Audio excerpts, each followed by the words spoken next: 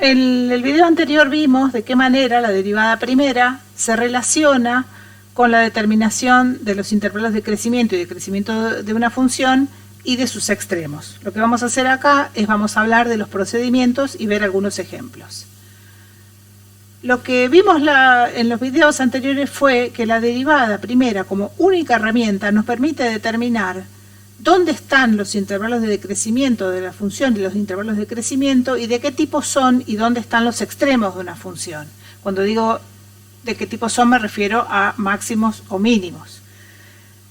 Es decir, si la derivada primera es cero o no existe, y acá quiero aclarar que cuando digo no existe me refiero a puntos del dominio de la función donde no existe la derivada, no puntos de discontinuidad de la función, sino puntos donde la función tiene un cambio brusco de dirección, esos serían los lugares donde la derivada no existe, y los ceros de la derivada nos permiten encontrar puntos que llamamos puntos críticos. Estos puntos críticos son los posibles extremos de la función. ¿Qué quiere decir esto? Que si la función tiene extremos, están en esos puntos, no pueden estar en otro lado. Por otra parte, vimos que el signo de la derivada nos permite definir intervalos de crecimiento y decrecimiento. Si la derivada primera es positiva, la función crece, y si la derivada primera es negativa, la función decrece, con las salvedades que vimos sobre si los intervalos son abiertos o cerrados relacionados con la continuidad de la función. Pero más allá de estos detalles, de si los intervalos de crecimiento y decrecimiento son abiertos o cerrados, esta herramienta del signo de la derivada primera nos permite, a través de cambios de signo en la derivada primera, es decir, a través de cambios de crecimiento en la función de un lado al otro en punto crítico, determinar si estos puntos críticos son o no extremos y de qué tipo de extremos se trata, si de un máximo o de un mínimo. ¿Cuál sería el procedimiento? Acá voy a decir varias cositas importantes. Primero, calcular la derivada primera. Que eso hacemos uso de las reglas de derivación y llegamos a la derivada primera. Una recomendación es llevar esta derivada primera a la expresión más simplificada posible, porque después vamos a tener que trabajar con esta derivada primera, la vamos a tener que igualar a cero, vamos a tener que ver dónde es positiva y dónde es negativa, vamos a tener que volver a derivarla. Entonces lo mejor es llevar esta derivada a la forma más simplificada posible. Segundo punto, igualar la derivada a cero y encontrar los puntos donde la derivada no existe dentro del dominio de la función. Estos puntos se denominan puntos críticos. Después, la recomendación es ubicar en el eje X los puntos críticos que acabamos de encontrar y los puntos de discontinuidad de la función. ¿Por qué? Porque estos puntos, los puntos críticos más los puntos de discontinuidad, van a determinar los intervalos de igual signo para f'. Veamos esto en particular. Supongamos que tenemos estos dos puntos críticos y un punto de discontinuidad de la función. Estos puntos críticos son donde la función derivada es cero o no existe. El punto de discontinuidad, bueno, es alguna discontinuidad de la función por alguna razón. ¿Por qué es importante incluir los puntos de discontinuidad en este análisis? Porque podría pasar, por ejemplo, esto, donde una función pasa de ser creciente a decreciente y no alcanza ningún máximo ahí, sino que tiene un punto de discontinuidad. Entonces los puntos de discontinuidad pueden separar intervalos de crecimiento y decrecimiento. Ahora, ¿por qué decimos que estos puntos son los únicos que definen los intervalos de igual signo de la derivada primera? ¿Podría pasar esto, por ejemplo, que habiendo detectado estos puntos críticos, haya un lugar donde la derivada primera es positiva y otro donde la derivada primera es negativa en un intervalo que no abarque un punto crítico?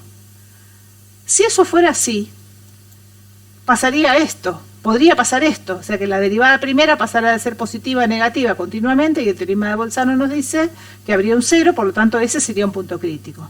O podría pasar esto, con lo cual la derivada en este punto no existe, entonces también sería un punto crítico. Es decir, que no podría darse esta situación donde la derivada cambiara de signo sin que hubiera un punto crítico de un lado al otro entre esos dos puntos. Entonces, como dijimos recién, los puntos críticos determinan los intervalos de igual signo para f'.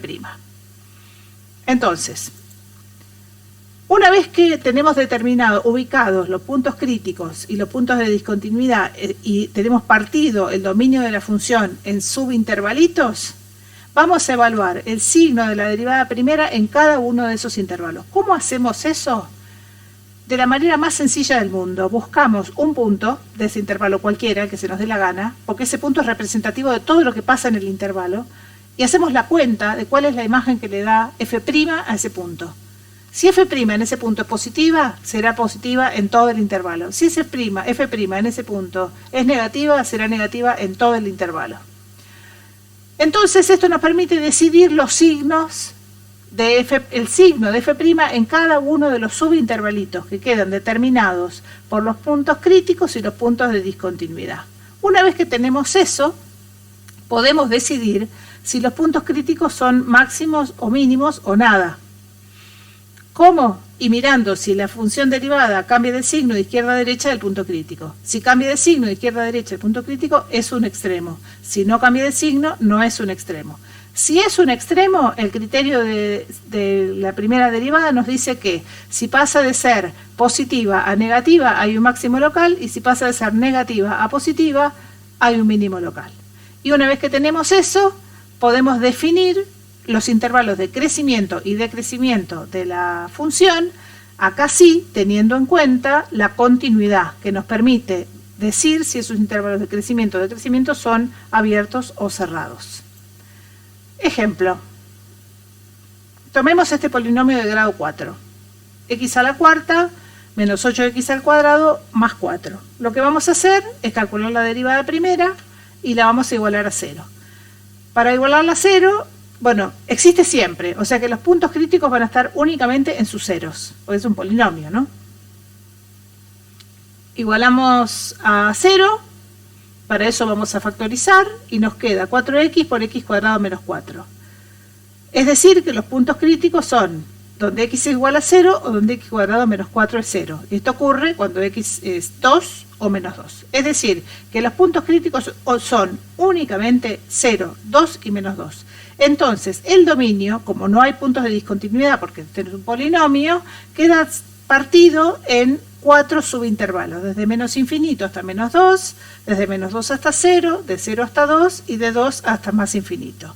Entonces lo que tenemos que hacer ahora es evaluar el signo de la derivada primera en cada uno de esos intervalos.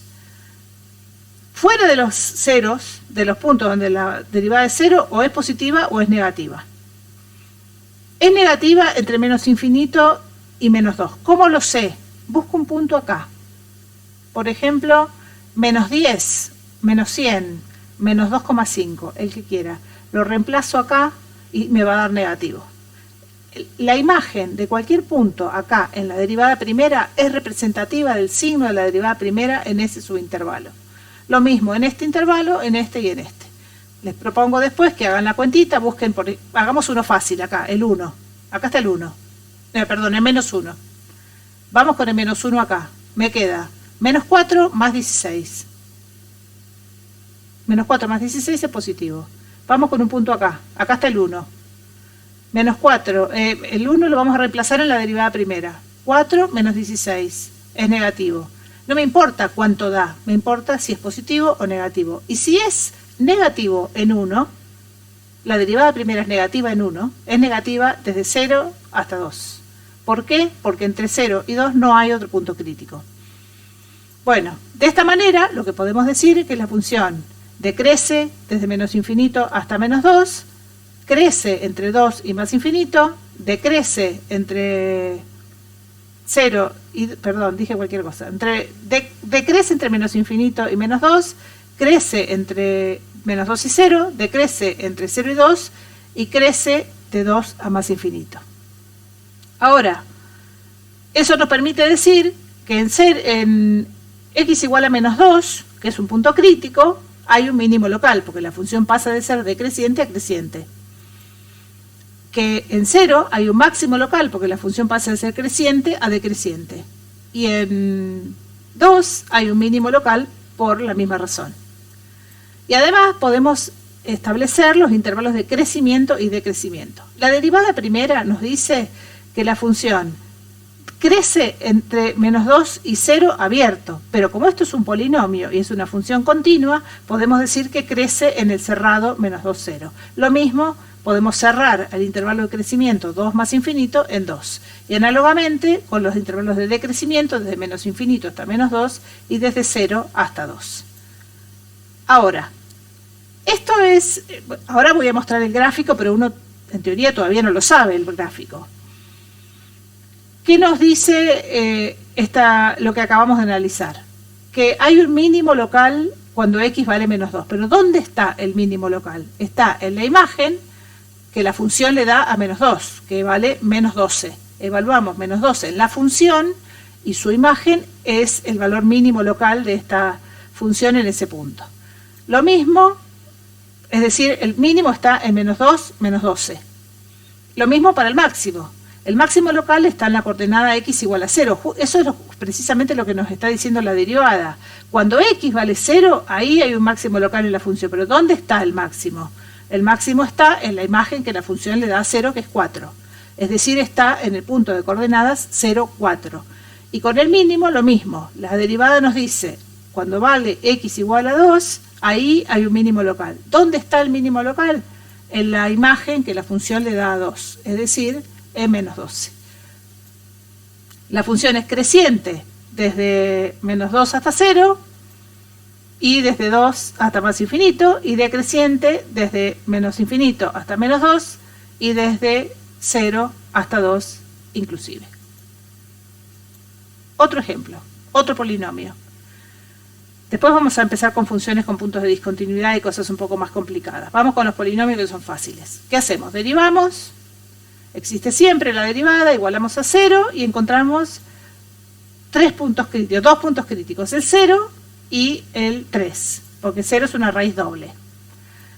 Entonces, ubicamos los puntos críticos de la función en la recta real, no hay puntos de discontinuidad, tomamos un punto en este intervalo, menos infinito 0, evaluamos la derivada primera y vemos que la derivada primera acá es negativa. Por ejemplo, en menos 1. Menos 1 lo repetimos acá. Nos queda 4 por menos 1 al cuadrado, que es 4. Menos 1 menos 3 es menos 4. Esto nos queda negativo. O sea que si es negativa menos 1, es negativa en todo el intervalo menos infinito 0. Lo mismo hacemos con el intervalo 0, 3. Y lo mismo hacemos con el intervalo 3 más infinito. Fijémonos acá. Entre 0 y 3 está el 2, por ejemplo. Si hacemos 2, nos queda 4 por 4, 16, positivo. 2 menos 3 menos 1, negativo. Positivo por negativo, negativo. Y lo mismo de este lado. Entonces, ¿qué sabemos de la f con esto? Sabemos que decrece desde menos infinito hasta 0 y decrece desde 0 hasta 3. Y crece desde 3 a más infinito. Por lo tanto, en 0 no hay extremo. Y en 3 hay un mínimo local. Los intervalos de crecimiento, o el intervalo de crecimiento es desde 3 cerrado, porque la función es continua, hasta más infinito. Y los de decrecimiento son desde menos infinito hasta 0 y desde 0 hasta 3, que están partidos por ese punto crítico. Entonces, este es el gráfico de la función para que vean, pero analicemos qué dice esto. El mínimo local está en 3. Cuando x vale 3.